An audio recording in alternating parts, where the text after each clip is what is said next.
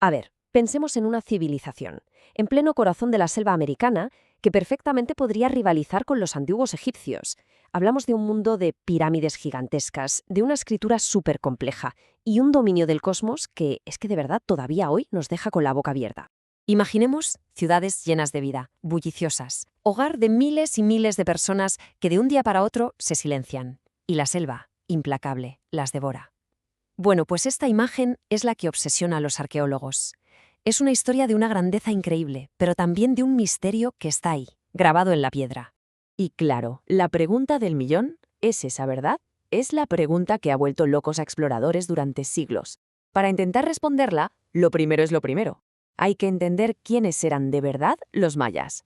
A ver, lo primero que hay que hacer es quitarse de la cabeza la idea de un imperio maya unificado, con un emperador al mando de todo. Nada que ver. La realidad era muchísimo más compleja, más dinámica. Era como un fascinante mosaico de poderes.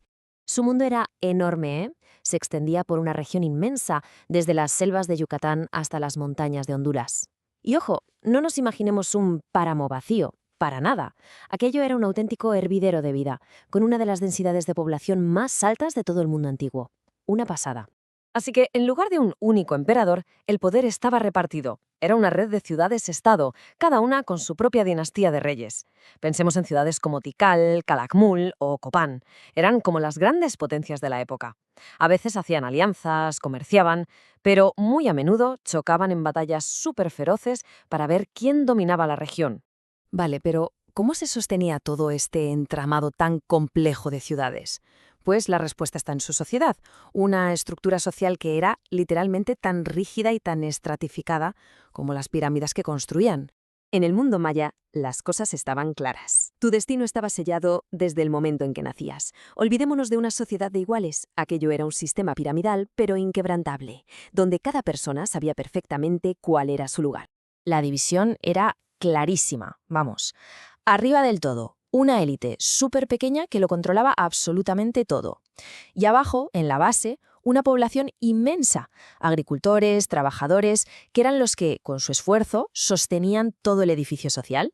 Si lo desglosamos un poco, en la cima teníamos al estrato alto, la élite, sacerdotes, guerreros, los gobernantes que decidían el destino de la ciudad. Justo por debajo, una especie de clase media, artistas, mercaderes, arquitectos, digamos que eran los engranajes cualificados de la sociedad. Y ya en la base, aguantándolo todo con su trabajo y sus tributos, pues los campesinos y los esclavos. Pero a ver, su grandeza no estaba solo en las ciudades o en la sociedad, ni mucho menos. Estaba en sus mentes. Es que los mayas fueron auténticos maestros, maestros del tiempo y de las estrellas. ¿La base de todo este genio? Las matemáticas. Fijaos qué curioso. Mientras que nosotros contamos en base 10, ellos usaban un sistema de base 20, súper ingenioso. Y lo mejor es que con solo 3 símbolos, un puntito, una barra y una concha, podían hacer unos cálculos que eran una auténtica pasada. Y aquí, ojo, llega su mayor logro intelectual. Y esto, siglos antes que en Europa, ¿eh? Hablamos del concepto del cero. Lo representaban con una concha, pero ese símbolo no era solo un número, no. Era la clave que les permitió llevar la astronomía y la ingeniería a un nivel que nadie había visto antes.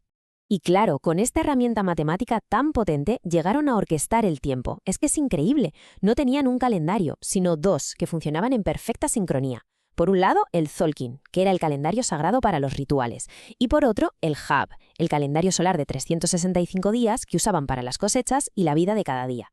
Pero es que hay más. Desarrollaron una escritura jeroglífica, uno de los sistemas más complejos del mundo antiguo. Su astronomía, bueno, era tan precisa que podían predecir eclipses con siglos de antelación. ¡Siglos!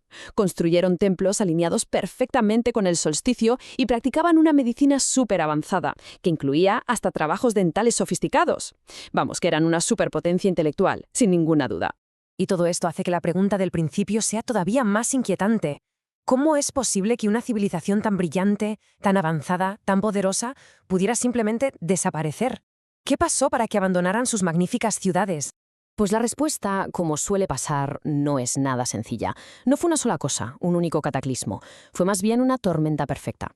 Una combinación letal de factores que poco a poco, durante décadas, fueron destruyendo los cimientos de su mundo. Parece que todo empezó con la tierra. Su agricultura era tan intensiva que acabó agotando los suelos, y eso trajo hambrunas. Si a eso le sumamos sequías terribles y huracanes, pues el panorama se complica. La gente, claro, estaba hambrienta, desesperada, y la tensión social acabó explotando en revueltas súper violentas contra la élite.